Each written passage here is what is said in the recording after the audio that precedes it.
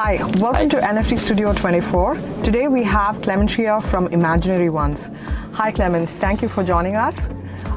Imaginary Ones ranks among one of the leading NFT collections in the world. Since you're the co-founder, what's the vision behind Imaginary Ones? Yeah, so we launched our Imaginary Ones back in January, and we're strong believers of just spreading positivity and driving big impact for the real world, right? And that being said, we are actually our main IP building is all behind filling up the world with bubbles. And I think the funny thing is we hope to see when kids are playing with bubbles or they're just blowing bubbles or whatever. That is the IP gift that we are focusing on, so that people can almost instantaneously resonate back into the brand, right? And through this whole entire production of Imaginary Ones, right? Back then, I think a lot of projects back then was very focused on male driven, all the other PFP projects.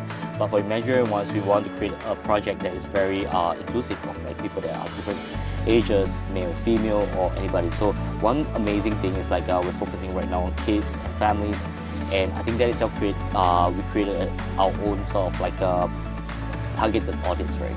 And we are very blessed, I would say. We actually launched in April back last year with 8,888 characters, and we got sold out within 4 minutes. And we have a YouTube channel called Imaginary Junior. And that being said, we have 5 million views right now with a few nursery rhymes, ABC, or McDonald's, etc.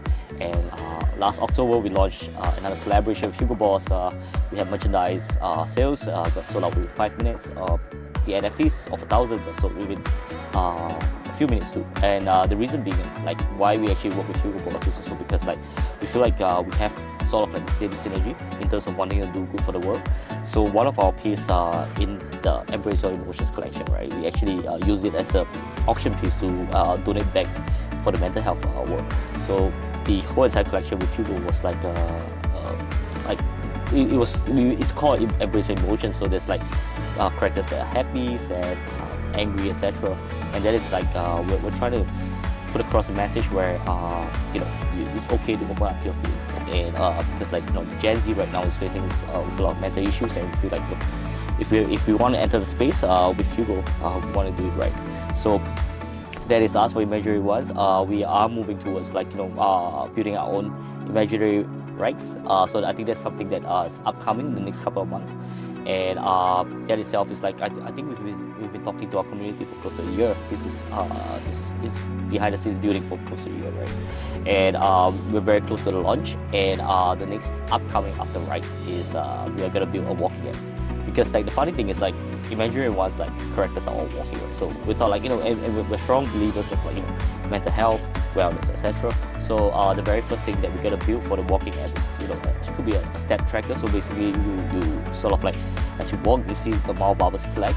You get to build an imaginary world, and it's gonna be a sort of we're trying to use that app to create a mainstream vehicle for our characters, and that is how we actually build the IP game. So anybody can be Imaginary Ones, and they can use the bubbles to sort of just upgrade their world, connect with friends, have different challenges like the 7 days work week or whatever.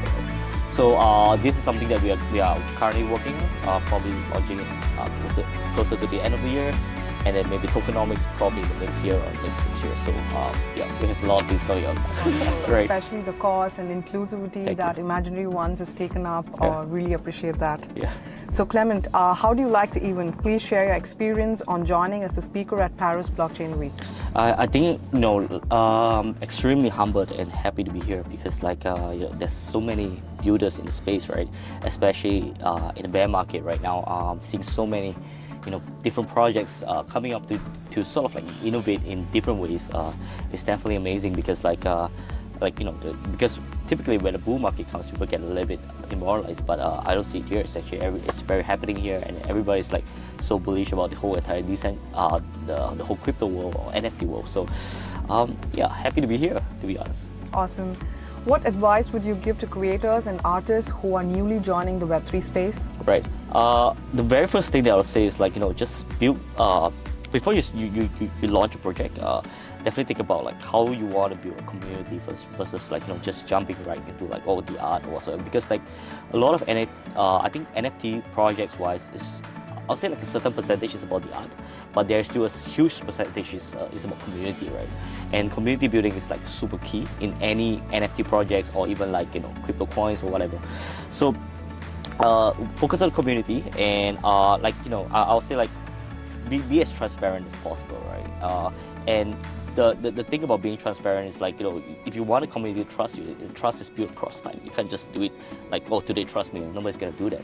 So try to be as transparent in terms of what you're building, and just it's a case of like if you build a strong community on its own, the project would actually flourish on its own, and then try to build a business model of your project, right? Because I feel like a lot of projects, like right now there's a zero royalty, and a lot of projects are dying because like they rely a lot of royalties, right? But what I was saying, I mentioned this like a year ago when we mint out in April.